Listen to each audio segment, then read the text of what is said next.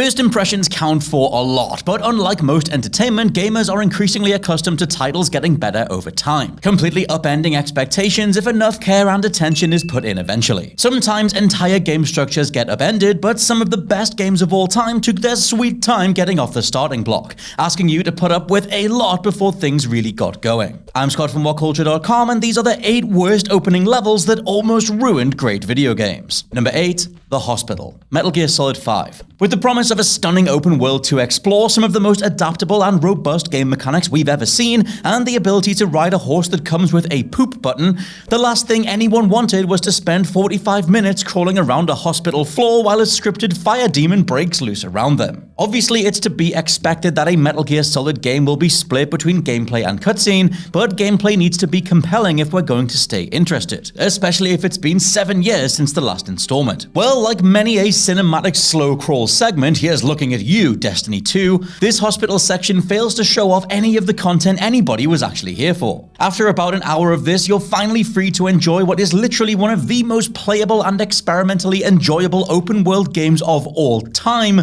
but damn did Kojima have to get his Kojima on first. Number 7. Temple of Trials. Fallout 2. Fallout 2's Temple of Trials is completely at odds with its own ethos of letting you create a character and interact with the world in a way you choose. The Temple of Trials is not only a bleak and extremely unimaginative way to frame a tutorial, as you essentially bump into a god who essentially says, "I wouldn't let you do anything until you pass this test inside the temple," but also screws you over unless you happen to have created a character with the specific skills to get you through. Unlike the rest of the game, here you don't get any choice as to how to approach obstacles. You've got a spear in hand and a prompt to kill some giant ants, whether or not your character's even a melee build. If you're not aware of this and pick the wrong starting stats for your character, you could find yourself stuck down here for a very long time. If you manage to stumble through the ants, traps, and locks to pick or doors to blow up, your final challenge is to face a man who you have to either fight or convince that maybe a fight isn't the way to go, which you'll still need a high intelligence stat to pull off. Number 6. The Forsaken Fortress. The Legend of Zelda: Wind Waker. Dungeons in The Legend of Zelda are a big deal. They're where the vast majority of the action throughout the series has always taken place. While dungeons might not usually be as pretty as areas like Hyrule Field, Lake Hylia, or the open seas of Wind Waker, they're meticulously designed labyrinths of puzzles and creatures that largely define the experience. The Forsaken Fortress then is the first dungeon in Wind Waker, and among the worst in the whole series. The fact it's not technically a dungeon but a sky fort could be forgiven if it wasn't for the tedious stealth-oriented gameplay that's completely unbefitting of a Zelda game. There's a lot of back and forth movement through the fort, and each time you do this, you need to crawl into barrels and sneak past guards with unpredictable lines of sight. If you get caught, you can't even fight and have to restart from a checkpoint. Considering Wind Waker is the brightest, possibly best-looking Zelda game of all time, the Forsaken Fortress is a dull environment too. A bland grey keep with a design that manages to be basic but still confusing. You don't even get a boss fight at the end of it, and insultingly, you need to come back later on to do it all again. Number 5. Deadly Premonition. There are some games that don't make a great impression at first glance, and not just because of their opening sequences. Survival horror-ish, open-world-ish adventure Deadly Premonition doesn't have a jaw-dropping or even okay graphical style, nor good gameplay, or even a scrutable plot, but it's a game whose charms become apparent as you spend more time in this pseudo-David Lynchian world. To do that, first you need to get past the nightmarish and not in a good way opening level, which sees you walk through a bland, rain-soaked woodland along a narrow path enclosed by a picket fence. It showcases the game's biggest flaw, the awful shooting mechanics, and none of the humor, characters, or kooky gameplay quirks that make it such a schlocky joy come into play until later on. Number 4. Wolfenstein: The New Order. Expectations for a glorious reboot of Wolfenstein were middling back in 2014.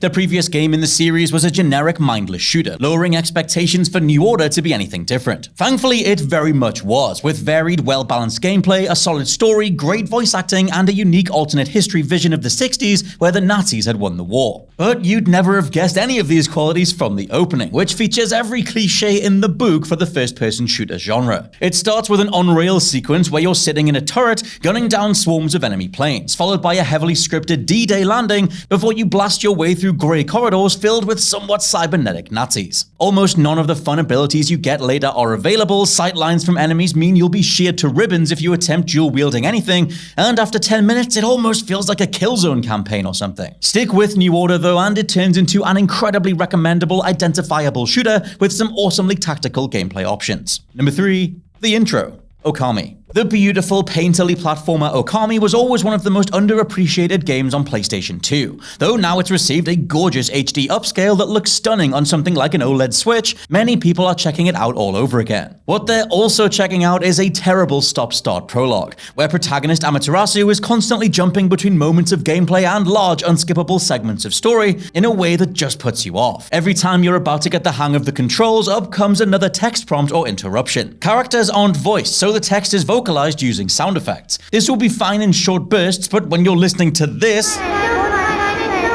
for 20 minutes straight, it'll leave a mark. Number 2, Paragus Mining Facility. Star Wars Knights of the Old Republic 2. RPGs have always struggled when it comes to introducing players to their world, with a strange tendency to avoid exposing us to the colorful characters, scenery, and skill development systems available, confining you to claustrophobic corridors, dungeons, or sewers instead. KOTOR 2 is a case in point, as the first level takes place at a mining facility made up of monotonous pale blue corridors. There's almost nothing of the later character building or diverse dialogue options to be found, and instead of imbuing us with a sense of forward momentum, you're forced to go back and forth all the time like some intern constantly doing coffee runs for their superiors. For a game that's regarded as a pioneer of the RPG genre, offering a fantastic story that's faithful to the Star Wars universe, great gameplay for the time, and excellent writing by Obsidian, the mining facility is painfully bereft of all those traits, making a terrible first impression. Over time, the level became so unpopular you can actually download a Skip Paragus mod that lets you avoid it altogether. And number 1, Tutorial.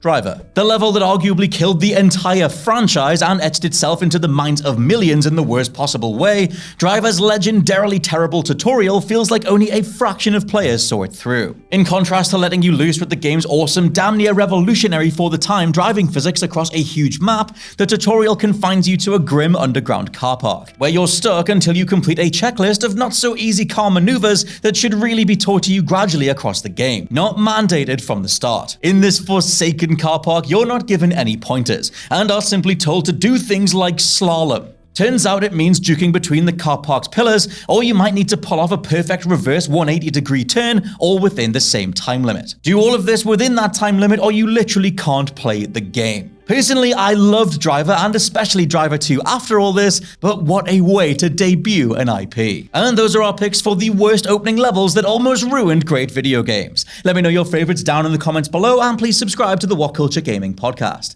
For now, I've been Scott from WhatCulture.com, and I'll catch you soon.